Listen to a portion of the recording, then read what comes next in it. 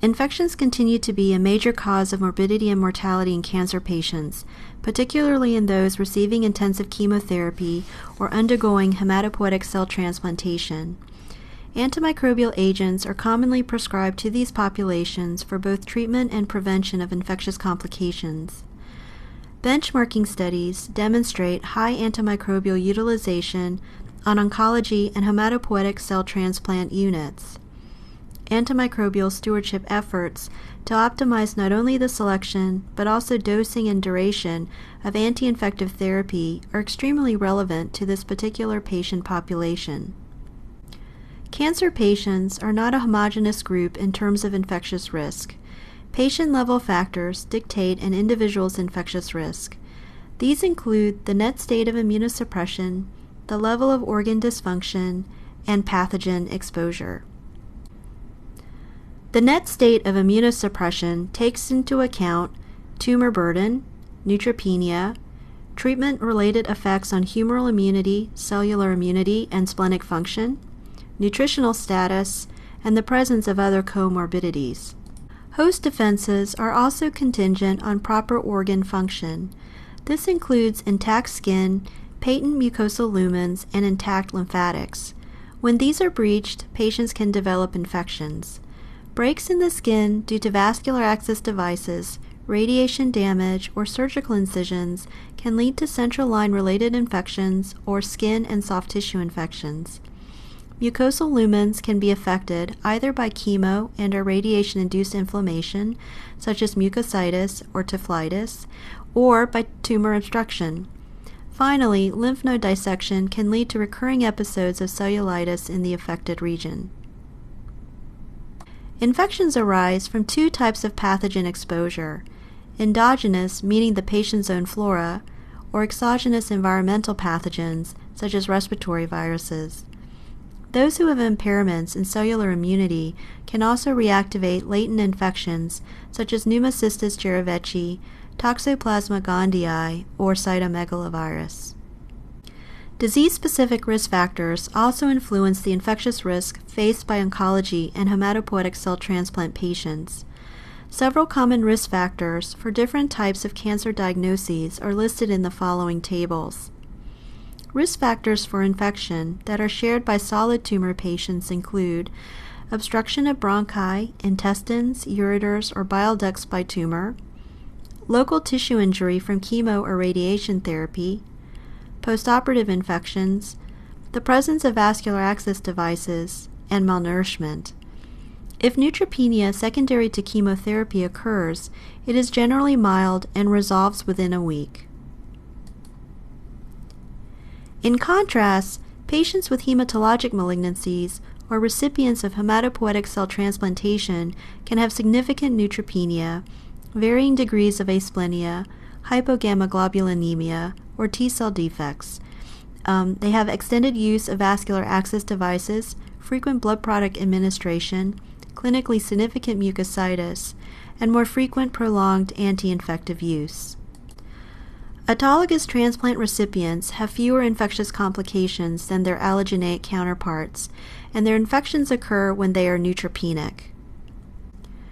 For allogeneic transplant patients, the types of infections to which they are most vulnerable can be roughly divided based upon the time elapsed from transplantation and can be visualized in this figure from the 2009 Guideline for Preventing Post-Transplant Infectious Complications by Tomblin et al. The specialized nature of oncology and transplant medicine lends itself nicely to antimicrobial stewardship programs, since healthcare providers in these fields are used to working in multidisciplinary teams. Collaborating together to create local guidelines is a simple way to get prescriber cooperation. Evidence-based infectious disease guidelines on a number of topics from the United States and Europe are available.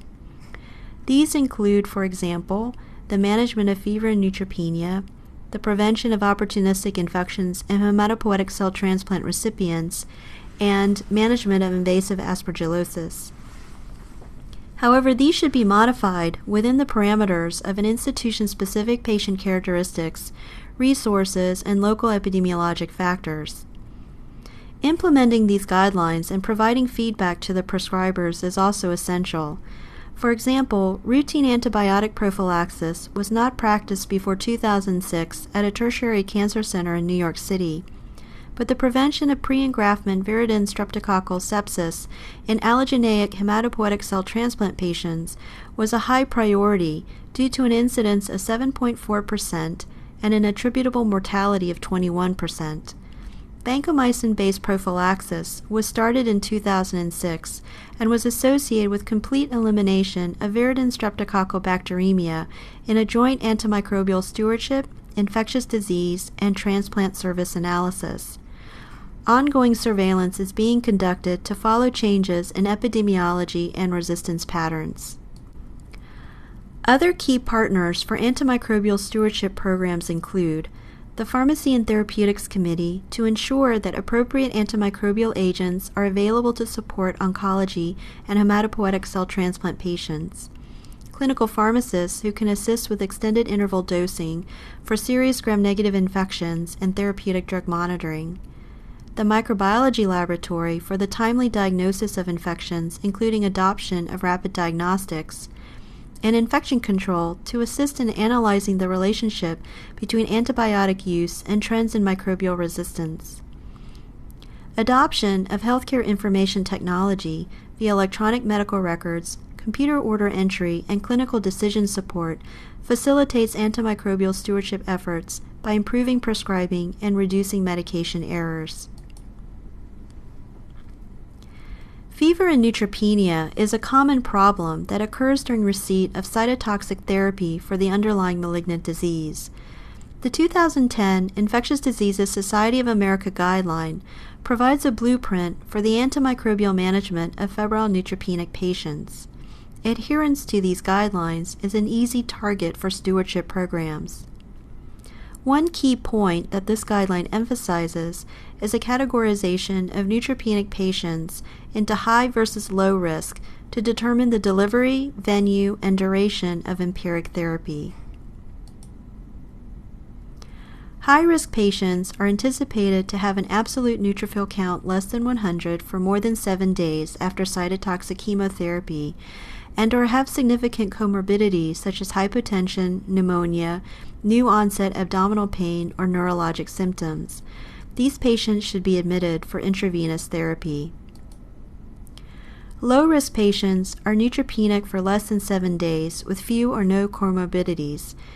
They can receive initial oral or intravenous doses in a clinic or hospital and then be transitioned to outpatient oral or intravenous treatment provided they meet specific criteria. The combination of an oral quinolone and amoxicillin clavulanate is a well-studied regimen. If outpatient therapy is arranged, then vigilant observation and prompt access to medical care should be ensured 24 hours a day, 7 days a week. Patients whose clinical condition worsens should be able to reach their local medical facility within an hour. Recurrent fever or new signs of infection warrant admission and management as for high-risk patients. Stewardship programs can create an institution-specific guideline for the management of febrile neutropenic patients. In addition, because multidrug-resistant gram-negative bacteria are increasingly responsible for infections in this population, antimicrobial stewardship teams can assist prescribers in making modifications to initial empiric therapy for patients who are known to be colonized and/or have prior infection due to multidrug-resistant organisms as clinically warranted. Established stewardship strategies such as prospective audit and feedback and antimicrobial de-escalation can be effectively performed in cancer patients. While complete adherence is not likely to occur, clinical guidelines that are geared toward common infectious problems such as fever and neutropenia or management of invasive aspergillosis can improve clinical outcomes in this patient population. Finally, the disproportionate use of antifungal drugs in immunocompromised patients has also led to an emerging literature on antifungal stewardship.